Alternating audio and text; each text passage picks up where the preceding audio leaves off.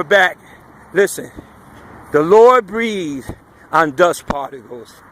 And if he's giving you a vision, every part that you do that's not looked at as great by man's eyes, start your ministry. You understand? Start your ministry. That's why, ladies and gentlemen, when I do these tapes, notice I always say, welcome to the television ministry.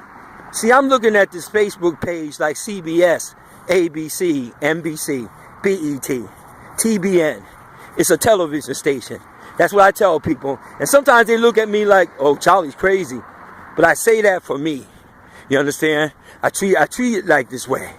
And I tell people we got a television station. I tell them that too. It wasn't easy getting to that point, y'all. I was one of those that was depressed a long time ago because people didn't come to my program. But when I started doing the sandwich ministry in New Haven, Connecticut, when I was under Pastor Wilhelmina Redmond at Faith Temple Revival Center, great leader, excellent leader.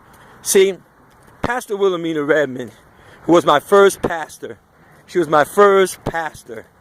I'm telling you, God changed my life in the spirit, but my life was impacted by the natural example of Pastor Wilhelmina Redmond. Words cannot describe to you. I cannot describe to you. No way I could describe to you how much of a giant impact. And I'm not just talking about preaching. I'm talking about the style. She was full of style.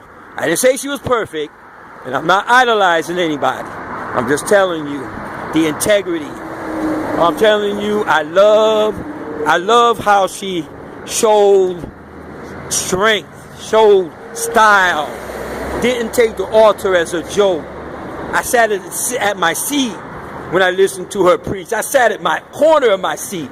I wanted to be that mature. I wanted to be seasoned. If I could, there's a lot of things I could say about Pastor Redmond, but if I was interviewed about my first pastor, the great honorable Pastor Wilhelmina Redmond, because he's home with the Lord now, I would say the thing, if I picked everything, I take up your show. So I'm going to pick one thing. And here's one thing I love. I love how she took the altar seriously. And one thing you'll find out knowing me, I can't stand it when people play with the altar. I got that from seeing my pastor in style. So my pastor, when I came to the Faith Temple Revival Center, I had many things wrong, and I didn't know how to keep the street out of me. But she, in front of everybody, publicly, I was looking raggedy, you know. Even after I got saved, I was looking raggedy. And I still had the raggedy look on me. You know, I didn't get saved and then took off the bum appearance. I had a bummy. You could have called me a bum back then. See, that's over now. I don't care about you laughing at me. They ain't going to work. They ain't going to work. I was a bum. Yeah, laugh. You're like, go ahead. They ain't bothering me. I'm over that. Over that. Yeah. Oh, don't get a headache. Don't go that way. Can't intimidate me. I was a bum, and I ain't scared to say it. But Pastor let me minister, put me up front. You know, would say in front of everybody she was proud of me. So that sparked in me a hunger. I'm telling you, it made me start in the rejected place, which was the sandwich ministry. Walking up and down the street of New Haven, passing out food and giving them tracts. Go for about the first few years, just me and God. And then all of a sudden, Minister Mary Ann Thomas and her son Norman Thomas was the first two people on the team. The Lord started giving me a team of great people. Go down to the green. Bill Felder, Prophet Bill Felder. We had Mother Phyllis Council. We had, we had Reverend James Pritchard. We had Evangelist Nabrel Gray of New Haven, Connecticut. And we had so many people, Sister Felicia, Elder Roger, Minister Howard, Minister James Green, and others. We would go down to that green and minister to the homeless and anybody who was there, the rejected people. Go to the rejected place, I'm telling you. Think about it, y'all. The Lord breathes into the dust. Jesus, it said about Jesus, there was no beauty that we should desire. That should be enough for you to run to the rejected place. What is your rejected place? They're laughing at your speaking. They're laughing at the way you dress. If they laughing at the way you dress, you know what that means? Start a clothing business. I'm telling you. I'm trying to tell you here. You don't know what you're missing when you stay away from the rejected place. That should be the first thing you should do. You're laughing at my clothes? Okay, I'm going to start a clothing store. Think about it! Boy, laughing at you to start your riches. Don't call it a tribulation all the time. Call it a blessing.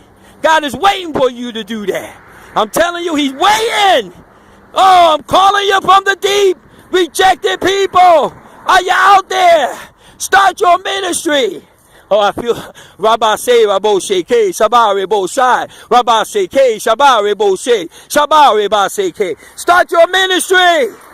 Whoa. If you're having a hard time in math and they're laughing at the way you add and subtract, start your own IRS auditing company. Go to school to learn about auditing. Yeah! Yeah! Yeah! And they're laughing at the way your house look, although your house look good, but the clique, nosy, bound up committee from your church, full of demons, full of evil, want to put it down? Start your own clothing, start your own furniture store. Ah, yeah. Look at the rejected places as a promotion, as a salary raise. I'm telling you, think about it. Jesus Christ wrapped his personality in rejection. Oh, yeah. He said in the book of Isaiah, he said there was no beauty. They didn't even think I was beautiful. Oh, yeah. They don't think y'all beautiful out there listening to me.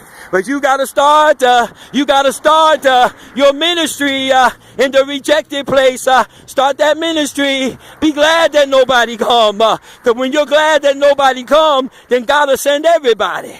You hear me when I'm telling you? When you're glad that nobody comes, God will send everybody. He's going to send more people, but he wants to see you glad that nobody comes. I know that sounds weird. That's why I'm telling you, go to the rejected place. Ooh, God. When you get a common idea, start it. Don't even think about it. Start it. Unless the Lord say don't start it. When you get a common idea, an idea that seems just, they ain't going to do nothing. That's your key word. They ain't going to do nothing. That's your key word. You don't know what movement you're going to start. See, they got you all sowing seed to get rich.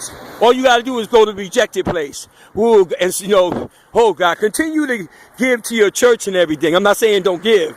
You hear that? I'm not saying don't give. But I'm saying don't think that is all in sowing the seed. Sowing the seed is good if the intention is right. If it's not selfish. But you can sow a seed, sure. But it's another way you can get the blessed.